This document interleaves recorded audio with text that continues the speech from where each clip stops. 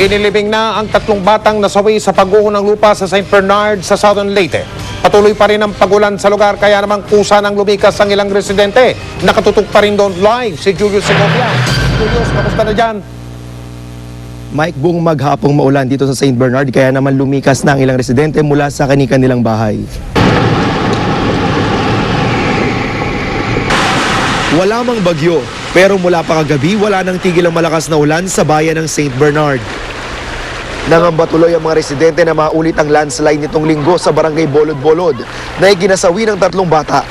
Kaya sa gitna ng buhos ng ulan, kusa nang lumikas ang ilang residente mula sa katabing barangay Mahayag para sa kanilang kaligtasan. Ang ilang walang panangga sa ulan, nagkasya na lang sa paggamit ng dahon ng saging para di mabasa. Malakas yung ulan, tuloy-tuloy pa rin yung ulan, sige nakakatakot, nakakarating din doon, may bagyo daw. O, nagsinikasan yung mga tao, kanya-kanyang diskarte, wala na kasing gas, walang kuryente. Sa truck naman sumakay ang ilan.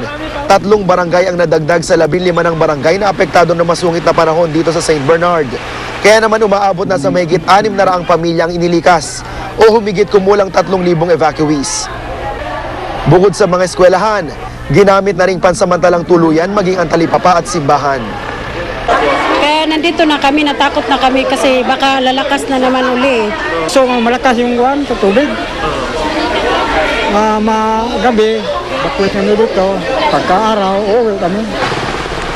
Ang mga residente namang naninirahan malayo sa kabundukan, nanatili lang sa kani-kanilang bahay. Pero dahil malakas ang ulan, binaha na ang ilang kalsada mula sa kabundukan.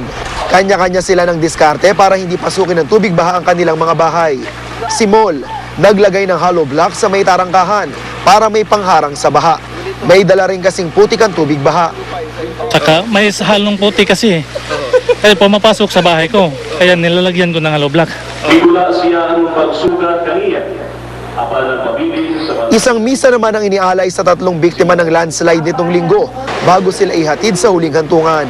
Baka sa mukha ng mga pamilya ng 3 batang hinagpis at pagdadalamhati. Bago dumiretso sa sementeryo, nagbasag pa ng plato ang pamilya sa paniniwalang pantaboy raw ng malas nang di na maulit ang kaparehong trahedya. Tila nakikisimpatya rin sa kanila ang kalangitan. Malakas pa rin ang buhos ng ulan habang ibinabiyahe ang karo ng 3 bata hanggang sa Libingan. Namahagi naman, Mike, ng relief goods ang GMA Kapuso Foundation sa mga apektadong barangay ng St. Bernard. Samantala, 2 helicopter naman mula sa Philippine Air Force ang tumulong sa rescue operations ng lokal na pamahalaan. May report kasi, Mike, na may naiwan pa raw na residente sa barangay Malinaw. Pero hindi nila nasaklolohan ng mga sinasabing residente dahil sa lakas ng ulan kanina ay nag-zero visibility na ang kalangitan. Bukas daw ng umaga itutuloy ang rescue operations. Samantala, Mike, umaasa naman ang mga residente na sana'y bumuti na raw ang lagay ng panahon nang sa gayon ay mawala na raw ang pangamba nila ng landslides at flash flood. Balik sa iyo, Mike. Maraming salamat, Julius Segovia. Sa lalawigan ng Albay naman, inilikas na rin ang libo-libong pamilya bago pa tumating ang nakikitang bagong bukso na naman ng malakas na pag-ulan. At nakatutok pa rin si Dante Perelio Wive mula sa lalawigan ng Albay. Sa lusong po ito ng Legazpi. Dante, kamusta dyan? Yes, Mike, dahil nga sa inasahang pagdating ng malakas na pag-ulan sa Biyernes, dulot ng buntot ng cold front, ay nagsagawa na ng preemptive evacuation sa ilang bayan dito sa Albay. Agad nag-impake ng kagamitan si Lilian. Ayaw na kasi niyang maulit ang nangyari noong humagupit ang bagyong Riming taong 2006. Namatay ang 6 sa miyembro ng kanyang pamilya matapos matabunan ng lupa ang kanilang tinitirhan sa gilid ng bundok. Nabaon din siya ng buhay at ang nooy 6 na buwang gulang pa lamang na anak niyang si Gian at biyana na si Aling Salve. May maliit pong butas. Doon po lumalabas yung hangin. Tapos, nakakahinga po kami doon sa loob. Paano kayo mamigtas? Hinukay ba kayo? Hinukay po pa kami. Pero ang mga marka raw ng mga sugat, patuloy raw nagpapaalala ng masaklap nilang karanasan. Takot talaga ako, hindi ako makatulog. Pag lumakas nga ang dyan sa dagat, gising ko ng gising sa mga anak ko. Ay kung magising kayo, huwag kayong matulog. Kabilang sila sa may 5,000 pamilya mula sa 3 barangay ng Santo Domingo na inilikas ngayong araw. Nasa low-lying area ang barangay nila at napapagitnaan ng dagat, kaya delikado pag nagka-storm surge. Kaya dito muna sila pansamantalang magpapalipas ng gabi sa multipurpose center.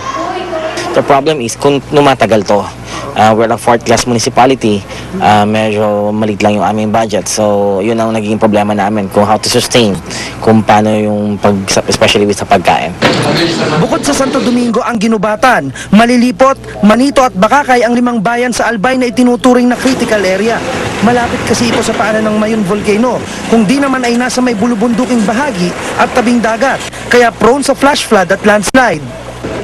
Sila ay nakatira sa paanan ng isang bundok na kung saan dati nang may landslide, number one silang threatened. No? Isa pa, kung sila ay nakatira sa slope kaya sa paanan ng isang bundok na dati nang walang landslide pero may cracks na sa taas ng bundok na yon, oo, delikado rin sila. Tsaka yung isa pa, no, na condition, yung mga nakatira sa medyo patag ng lugar pero nasa bunga nga sila ng mga ilog o kaya mga creeks na kung saan nanggagaling pa ito sa taas ng mga bundok na mga landslide prone. Mula lamang December 23 to 31, umabot sa 1,047 millimeters ang amount of rainfall na naitala ng Pag-asa. Mas doble raw ito kumpara sa karaniwang 563 millimeters kada buwan na average dito sa Bicol Region. Considering na malakas ang binuhos nung last month na almost na doble ang volume ng ulan kumpara sa average na rainfall for December, so naging saturated na yung ground. So although na considered na moderate lang ang rains na maaaring pumatak, ito ay magbibigay or maaring karoon ng magdudulot ng pagbabaha or landslide. Kaya agad ipinag-utos na ng Albay Provincial Government ang preemptive evacuation. Bago pa umulan, saka kami nag-evacuate kasi mas madaling i-manage. Kaysa kung nasa gitna ka na ng ulan, hindi na evacuation yun, rescue na yun. Kung lahat na evacuate, di walang rescue. Kung walang nire-rescue, di walang casualty. Mike, tulad nga ng inaasahan, hindi lahat ay madaling nakumbinsi na lumikas agad sa evacuation centers dahil hindi pa naman daw malakas ang ulan. Partikular dyan, Mike, sa Barangay Morera sa bayan ng Ginubatan. Samantala, Mike, tuloy-tuloy na ang repacking ng relief goods sa PDCC building at sinimulan na rin itong dalhin sa mga evacuation centers. Mike? Maraming salamat, Dante Perelio. Tungkol naman sa pagbaha sa Agusan del Sur, pinayuhan na ng pamahalaang panlalawigan ng Local Disaster Coordinating Council na alamin ang lawak ng pinsala. Sa ngayon, 120 barangay doon ang apektado na ng pagbaha. Katumbas yan ng mahigit 150,000 residente. Tuloy naman ang trabaho ng Social Welfare and Development Office para tulungan ang mga apektado. Halos 40 milyong piso na ang halaga ng pinsala sa agrikultura at infrastruktura ng lalawigan. Sa Surigao del Sur naman na nasa state of calamity, 15 sa 18 bayan ang nalubog sa baha. Halos 30,000 pamilya ang naapektuhan.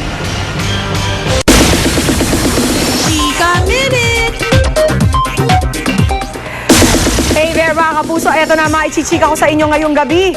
Bagong magka-love team na sina Kylie Padilla at Derek Monasterio, unti-unti na raw nagkakapalagayan ng loob. Derek, handa nga bang puntahan sa bahay si Kylie para suyuin? Heart Evangelista at Daniel Matsunaga, plano raw magbakasyon sa Brazil. Tutukan ang mga detalye maya-maya sa Chika Minute. Pia? Salamat, Tia. Nasaksihan sa gitnang silangan at sa ilang lugar sa Europa ang kauna-unahang partial solar eclipse ngayong taon. Yan ang tinutukan ni Lala Roque.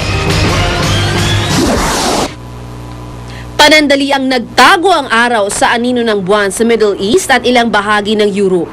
Yan ang unang partial solar eclipse ngayong 2011 na unang namataan sa Jerusalem. Sa Baghdad, Iraq, nagdilim din ang kalangitan na parang eksena sa horror film. Bonding moment naman ang partial solar eclipse para sa isang grupo ng amateur astronomers sa Tehran, Iran. Sa Egypt, dagdag atraksyon sa mga turistang bumisita sa pyramids ang araw na nagmistulang crescent moon. Siyempre pa, gumamit sila ng proteksyon sa mata para sa kakaibang sightseeing. Delikado kasi sa mata na tingnan ng direkta ang araw kahit pa may eclipse. Sa Gaza Strip, sinabayan naman ang pagdarasal ng mga Muslim ang eclipse. Kahit naman bahagyang maulap sa Dresden, Germany, nasaksihan pa rin ang partial solar eclipse. Marami pa rin ang naglabasan para panoorin ang pambihirang tanawin sa kalangitan. Nasaksihan din sa Moscow, Russia ang partial solar eclipse. Ang ilan kinunan pa ito ng litrato. Nangyayari ang solar eclipse kapag pumapagitna ang buwan sa araw at Earth. Lala Roque, nakatutok, 24 oras. Ang naturingang pesting damo ng kugon, marami pa palang pwedeng pakinabang. Ang ilan ngang mga taga San Jose del Monte, lalawigan ng Bulacan, pinagkukunan pa yan ng kabuhayan. Nakatutok si Michael Pahati. Magtanim ay di biro, maghapong nakayuko. Ganito ang eksena ng mga magsasaka sa isang komunidad sa San Jose del Monte, Bulacan. Ang kanilang kabuhayan, ang ligaw ng damo na itinuturing na pese sa bukid, ang kugon. Pagkabunot namin, tinatanggalan namin siya ng ugat, tapos pinupukpok, tsaka namin ginagawa siyang finished product na walis kugon. Si Aling Nida, gumagawa na ng walis kugon mula pa noong 1982. Magtatatlong dekada na niyang naiengganyo ang mga kapitbahay sa hanap buhay na ito. Ito raw ang kanilang pagtawid tuwing tag-ulan. Nangontraksyon sila, wala silang trabaho ngayon dahil nag-uulan. Medyo sumasama ngayon sa paggagawa muna ng walis namin. Nakakaraos naman sa araw-araw. Maliban sa walis, may iba pang pakinabang ang dating nataguriang pesteng damo. Ang kugon na may scientific name na Imperata cylindrica, patok din daw na pangkulay sa mga tela. Natuklasan ng Philippine Textile Research Institute na ang kugon pwedeng gawing pangkulay sa mga barong. Noong sinubukan nila yung nakukuhang pigment sa dahon ng kogon, ay napakaganda yung kulay, kakaiba. Yellowish green. Mainam din daw itong gawing tsaa. Papakuluan mo isang baso, lagyan mo ng mga 10 pirasong ugat. 3 times a day yun. Nag-iihina ho ako ng dugo eh. Dito lang ho nakuha. Parang hinuhugasan yung pantog ba. Minsan mang itinuring na sagabal sa magsasaka. Akalain niyo bang ang ligaw na damong ito? Hindi lang pala ningas kugon ang hatid na pakinabang. Michael Pahati ng Tutok, 24 oras. Kasambahay na binaltrato umano ng amo, nasagip. Senador Antonio Trillanes Deport at ilang pang-leader ng Grupong Mandalo naghain na ng application para sa amnestia. 2 lalaki sa China naglublow ng 2 oras sa yelo para makakuha ng bagong world record.